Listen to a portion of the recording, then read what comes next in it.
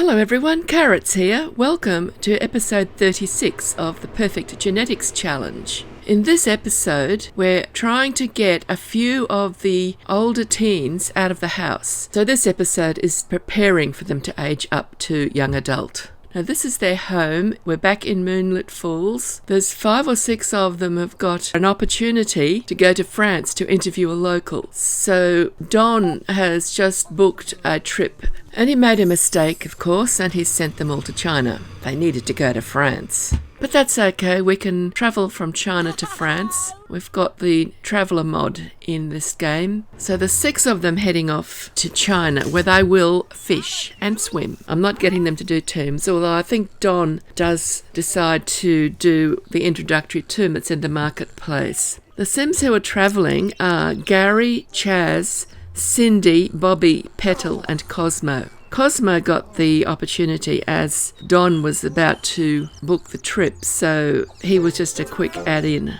Now, before they went, I went through all their inventories. It took me about 4 or 5 hours, maybe 2 hours, it was a long time, to get all of the junk out of their inventories, of everything they've collected and done in the game recently, such as fish and lots of books, metals, harvestables. And I noticed in the process that Petal had 8 death flowers in her inventory, and I think Cindy had a couple, 2 or 3 as well. But none of the imaginary friends made real had a death flower, so I redistributed them to make sure everybody had at least one. And this is where I sent them fishing. This is the Dragon Springs in China. After I sent them here, I realised that most of them had very little fishing skill, maybe 1 or 2 points. At least one of them had none whatsoever. Nobody was an expert at fishing, so they spent most of their time in China fishing. I wasn't too worried about what fish they caught, just so long as they were fishing and adding to their fishing skill. All of this time spent out in the open fishing meant that they were getting rather hot. So when their skills had got up close to 10, but I don't think many of them managed to get to 10, they were starting too far down. They'll need to do more fishing later on in their lives if they want to get high enough. But if they only get themselves to level 7, it's good enough, because then they can read all of the fishing bait books. As Cindy just caught a nice big fish. These are mostly koi in these ponds that they're fishing in. There's other ponds just behind that I didn't let them fish in at this point because the fish in those ponds are too hard to catch and they need to be around 7 or 8 or 9 or even 10 at fishing skill to be able to catch those fish. They're the dragonfish and tancho koi. The dragonfish have got flames coming out of their mouths. So once I noticed that a few of them were getting hot, I decided to try to let them cool down by going for a swim. And not far from this particular set of fishing holes at Dragon Springs, there is another place where they can swim. There's a swimming pool in the shape of a cross. It always reminds me of a helicopter landing pad on a hospital. So I let them all go there for a swim. The problem, of course, was they didn't seem to cool down very much.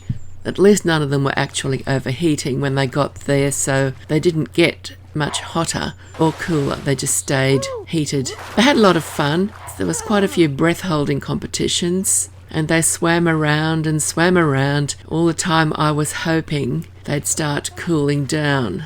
Eventually, some of them started getting out and sitting on those recliners that were spread out around the pool, and a few other Sims from town came and joined them for a swim as well. And there are some interesting romances developing among them. I've got Donna set aside for Gary, and Gary's going to age up later in this episode, and his imaginary friend is Chaz, and he's going to age up as well. And when Chaz aged up, I noticed that he had a romantic interest, and his romantic interest is James's imaginary friend, Prue. Now, Prue was the most recent one to become real, so she doesn't have much in the way of skills or experience of any sort. She was just a doll in James's pocket for such a long time. So I'm going to have to start getting her trained. Then we've got a breath-holding competition going on there at the moment. And apart from that, Cosmo, who's just started having a breath-holding competition with Cindy, well, he is Petal's imaginary friend turned real, and he's often seen flirting with Trish, who is Owen's imaginary friend turned real. Now, neither Trish nor Prue are in this group that have travelled because they didn't have the opportunity to interview somebody from France for their school. And I've sent them now because Gary had that opportunity, and I want to age him up to young adult, but I wanted him to complete that opportunity before he has his birthday. So I'm planning to pair all of these imaginary friends up and move them out to their own houses, because I've got to free up space in the house for Cindy, because she's about to age up very shortly and she'll start having her own babies. As soon as Cindy ages up to young adult, I will change it to generation 2, and I will age Don and Olivia up to adult, because they're still young adults. I was going to let them just age up, but it looks like all of their children are going to be young adults before they themselves become adults. So I think I should buy them a cake, but not in this episode. There you go. Somebody has got out pool and is having a rest in the shade, although the shade doesn't seem to work for cooling them down in this game. I think that would be an improvement. You see, I grew up in the tropics and we just look for shade because the temperature drops so much dramatically as soon as you get to shade. But for this game, they don't seem to have been aware of the fact that shade's a great place to go to cool down. Now they've started climbing out of the pool to rest, I decided they should all get out before they start drowning, and I was thinking about getting them to start looking for collectibles when I noticed that somebody was drowning. I was too late. It took too long to get them all out. I got some of them out before this point. I finally worked out that it was Gary's imaginary friend Chaz who has gone to the bottom of the pool. And there's the Grim Reaper, and he's come for one of the imaginary friends made real, so maybe he won't be aging up at the end of this episode after all. Be forever a teen ghost. Here am I thinking, what can I do? How can I get him home from China? And I thought, we can pick up the tombstone, it's just there. There he is, the ghost of Chaz, his death from drowning.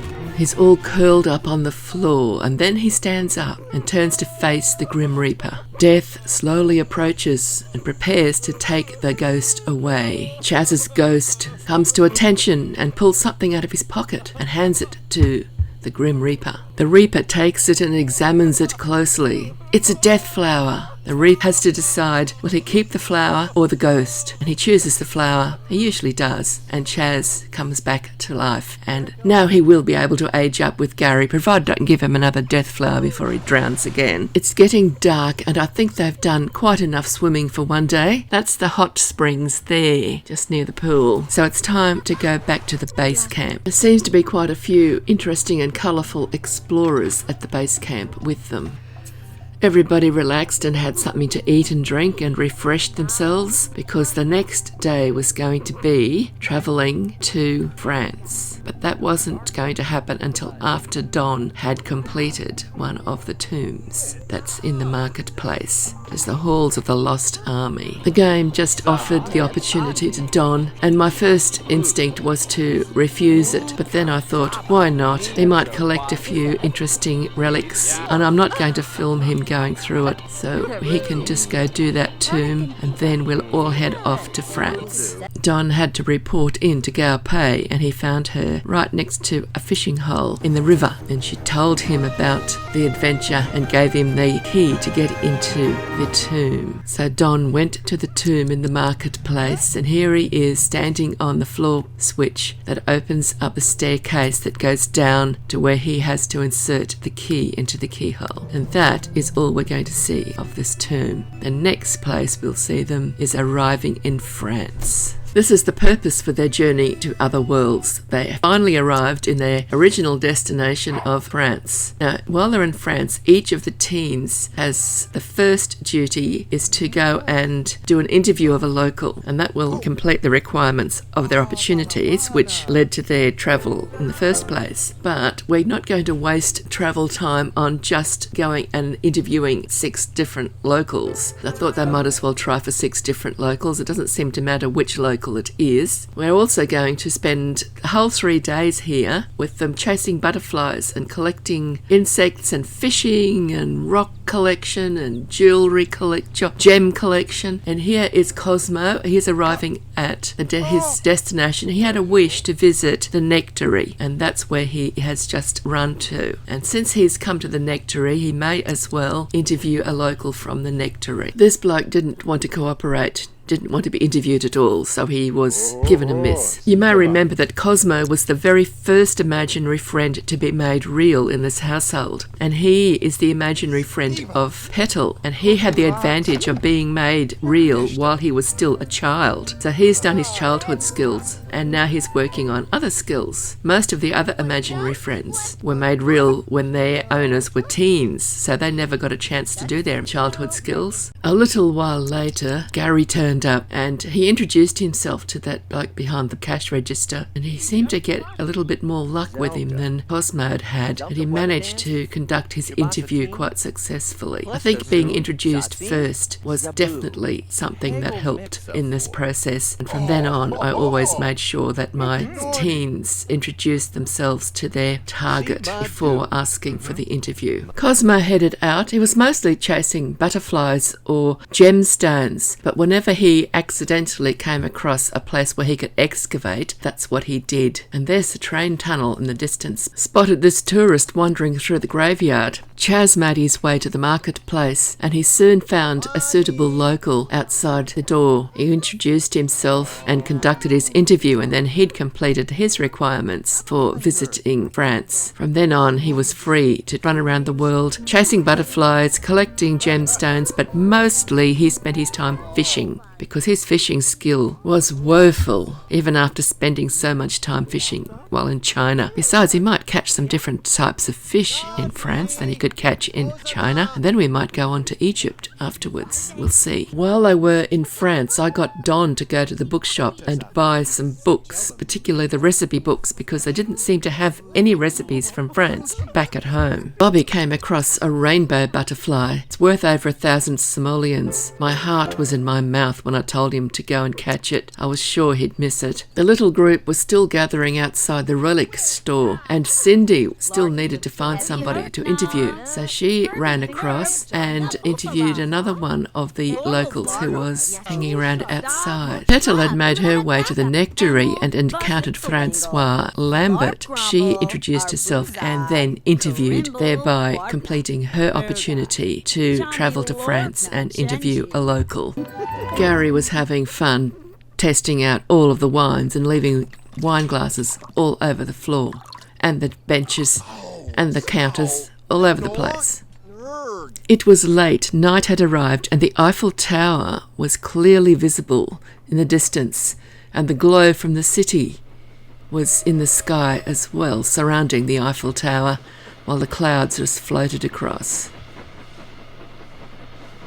Aha, look, there's the train. I heard the train whistle, and that was why I spun around to have a look for it. I was just going to try to look at the city, but there you go. The train was there too.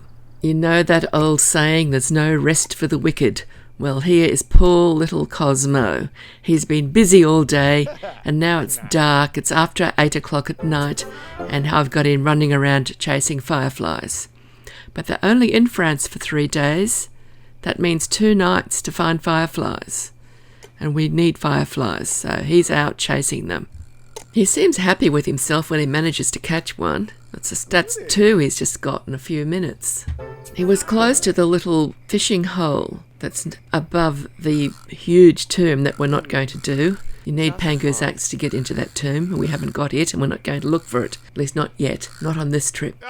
Cosmos definitely needs to work on his fishing skill, so he joined Bobby, who's been fishing there for quite a while. And then, while they were fishing, I went off and checked out the city in the distance. This time the buildings are not hidden behind the mountain. We can see the reflections in the water. Next morning, it was Petal's turn to chase the butterflies and collect all the gems and metals. But Cosmo kept the task of digging at any excavation spots that Petal came across, because Petal was really interested in getting those butterflies. And here she's found a zebra butterfly, and it's raining. I wonder if she'll catch that butterfly. You don't see them very often, and they're worth quite a bit. Not as much as the rainbow butterflies, though. There she is, and she got it. Very well done, Miss Petal.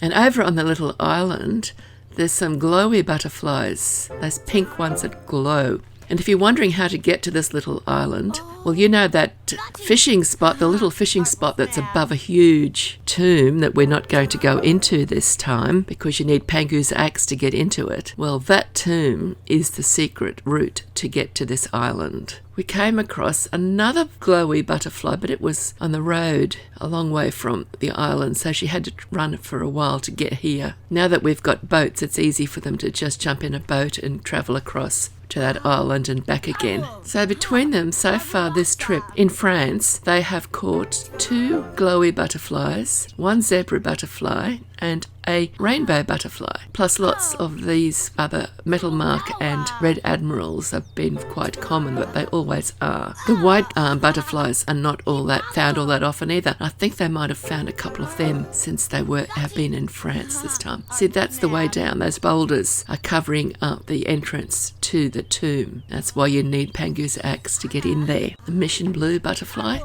This is a great place for butterflies around this fishing hole. It's also the best place to come to for fireflies at night as well. Now that night, their final night in France, there was a white unicorn. There's usually a black unicorn, and it's so much easier to video the white unicorn.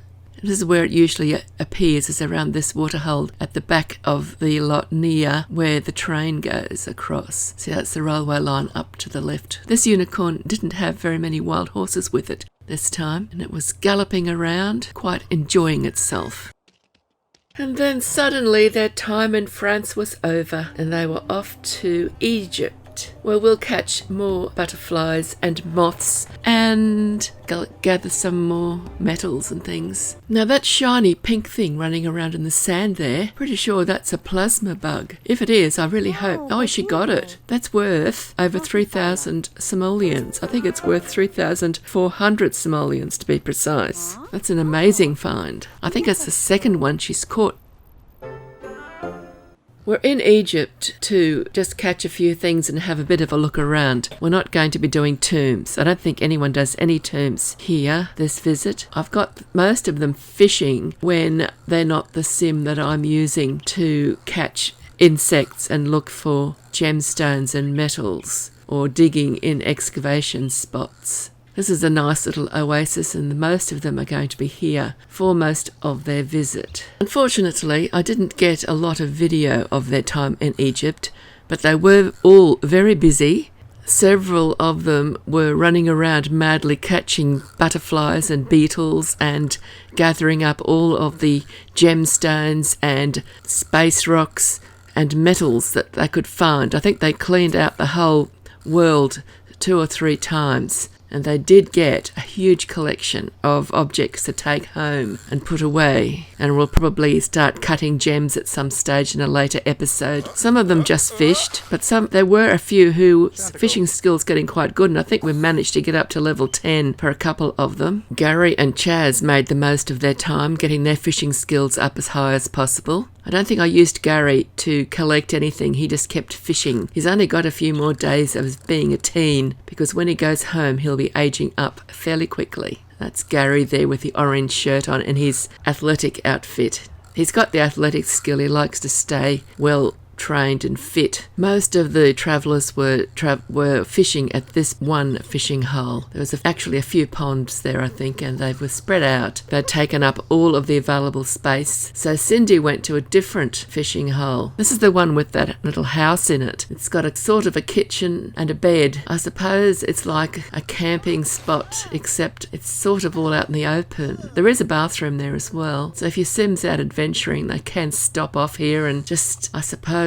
just be on their own in the wilderness for a few days, catch a fish when they get hungry, and they got everything else they need just there, providing they don't mind sleeping in a really cheap bed and be open to the elements.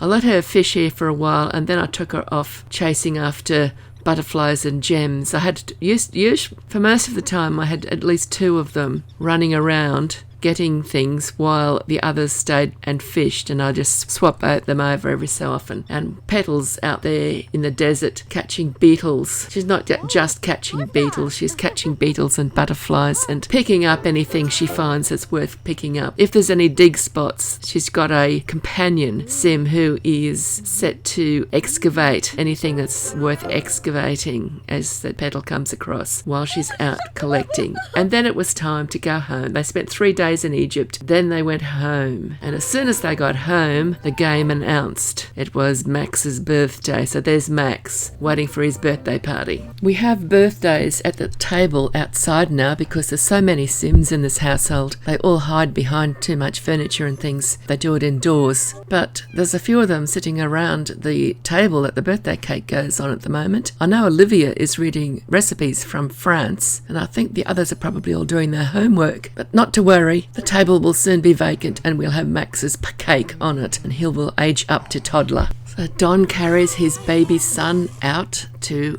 blow out the candles for his cake. Let's hope this is the final baby for this generation. I found 3 space rocks in the basement when I added that extra area for storage, and I'm wondering if that is what was attracting the aliens that were coming every single night and keeping Don pregnant. This is his 3rd child, alien baby he's had. So everybody's gathering around, blowing their whistles and cheering for Max to become a toddler. This is when the really hard work begins. I'm going to have to nominate somebody to teach him to walk and talk.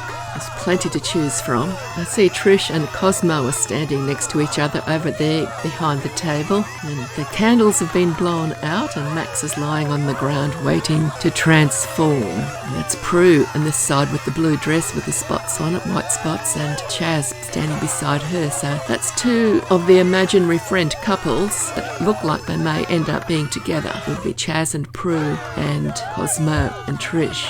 And there he is, a new baby boy has become a new baby toddler. He said that he's got pink sleeves on. Uh-oh, who's this? These 2 boys have rushed in. You know that one in the red jacket that just walked off the werewolf? That's little Gator Wolf. He was such a nice little chap in Oscar's childhood. We know Gator really well, but that doesn't look like the Gator we know. He's come in and grabbed a bit of cake. And that other one, that fairy with the maroon t-shirt, has just gone and grabbed a piece of cake as well. His name is Alfred Hopcraft, and he's a friend of Cindy's. I was actually a bit worried at one point that he might be going to replace Bill, but Bill is still Cindy's boyfriend. But she does like this Alfred Hopcraft character. So now they've even got less cake to share around the 18 Sims that need to eat it. There's 6 slices of cake left because those 2 grabbed 2 slices. And there's only ever 8 in a cake. See, that's the other 2 little aliens there that are Don's alien children. The boy is called Martin and the girl is Mary. And I strongly suspect that I have not taken Mary into stylist after she aged up to child. The household members who managed to get a piece of cake have taken it inside to eat at the tables indoors, but the doors are all locked against anybody except members of the household. So the 2 townies who pinched the 2 pieces of cake have gone to the little semi-outdoors dining area where we used to have the birthday parties before we had 18 Sims and 2 pets in the household. So that's Gator Wolf, the werewolf, who's got his face buried in the piece of birthday cake he pinched, and he's standing on the chair too to eat it, enjoying his piece of cake while Alfred Hopcraft finishes his quite quickly. That werewolf, he seems to be taking a really long time to eat his cake. Fairy's finished his already, and the werewolf's got lots of cake left. Of course, the werewolf is Gator Wolf. He's such a lovely child in Oscar's childhood videos because he and his big sister and their mother are all in the boarding school with Oscar. Gator doesn't look anything like this. Haven't aged him up to teen yet though. I wonder how long it's going to take him to finish off that piece of cake. That's it, it's gone. Wonder what he looks like when he's not in his werewolf form. I guess we'll find out eventually one day. They must have come home from school with the rest of the teenagers, although I didn't notice them arrive, but then I don't always notice who comes home with them. Olivia's gone over there to have a chat with them, and looks like Chaz is clearing the dirty plates away. I hope they enjoyed their cake. It's getting late and it looks like Percy has taken over babysitting duties and he's getting little Max ready for bed. Tomorrow's going to be a big day for Max. He's got to learn to talk and walk and play the xylophone and the peg box. He might learn to potty as well if he's lucky. I think I'll get Trish to do the honours with that. I think she's got more skills than some of the other imaginary friends turned real, and I'm going to be focusing on getting them to learn skills for a while now. So I have to get them out of the house before I can move Donna in. And I don't want to move them out if they've got no skills. I expanded the little storage room down in the basement a bit so they could store all of the things that they found on their vacation. And I added a few skilling objects there as well. And it looks like Petals decided to cut some of the gems that she found. She found a lot of gems. If she stays at that machine for long enough, she could probably learn all the different gem cuts just with the gems that she collected. I've emptied the inventories now and they don't have much left in the inventories, but I filled up the cupboards and storage boxes and various containers that are in this new part of the basement. Stairs in the nursery, Max has woken up, he's had his sleep this morning and now he is working on his peg box skill. It was bedlam in the kitchen with so many teens and children all trying to have breakfast and get ready for school. The school bus arrived eventually to take them all to school. And when it finally got them to the school and they got out of it, it was obvious that this household has provided the school with almost all of the students that it needs to exist. Look how many of them there are, all from the one household. And they're all about to become young adults, or most of them about to become young adults and move out. And Cindy's going to have to start having babies soon. I noticed Olivia had fleas, so I sent her to have a shower and I thought I'd check the pets, and sure enough, Bindi had fleas too, so we sent Bindi in to get a bath. When he emerges, there won't be any fleas. Olivia settled down to read the rest of those recipe books that Don brought home from France. And then she had to rush off to work. She's a 5-star chef now. She doesn't have to go to work very often, but when she does, she better go. After school, everybody settled down to do their homework, and then it was time to resume the toddler training, and Prue went into the nursery to teach little Max to potty. While little Max was busy learning his toddler skills, the birthday table got set up. It was time for Gary to become a young adult. As he stood and waited for everybody to arrive, he was thinking about his childhood and his teenage years that are coming to an end. Now there's that boy in the blue top. I don't know what his name is, but he didn't go home last night. He just hung around. He was telling ghost stories to James at about 4 o'clock in the morning. I had sent James out to tell him to go away, but he was in the middle of a ghost story, so I thought he might as well listen to it. Then it was time to go to school. So we got a good collection of Sims at his party, and we didn't even have to invite anybody, but we still got townies in there anyway. I wonder what his wish was. He doesn't know about Donna yet. It might be a while though before I can bring her in, because there's a lot of Sims here that have got to age up and move out to make room. But he is getting the eco-friendly trait. He's now got 3 traits in common with Donna, so they should get on quite well.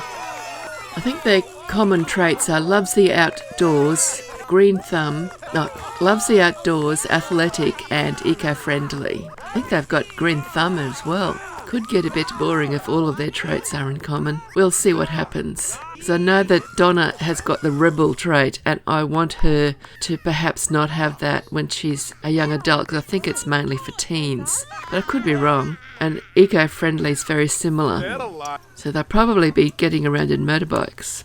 Time for eating cake. That's Gary aged up sitting at the end of the table. I took him into stylist, gave him new hair and clothes. Didn't like the hair he got by default when he aged up. Olivia's going to have to go to work now, and we've still got to age Chaz up, but this is getting very close to half an hour or 30-minute long video, and we don't want to rush through Chaz's birthday, so I think we'll end it here while Olivia rushes off to work, and the next episode will begin with Chaz aging up to young adult. So thank you for watching. If you've enjoyed it, please give it a like. If you haven't subscribed yet and you would like to not miss future episodes, well then hit the subscribe button and don't forget to click the bell to be notified. I try to get things out once a week, but sometimes life intervenes and I can't quite make it. There's several series going on, and this is the Perfect Genetics Challenge. So thank you for watching, and I will see you in the next episode. Bye-bye for now, and happy simming.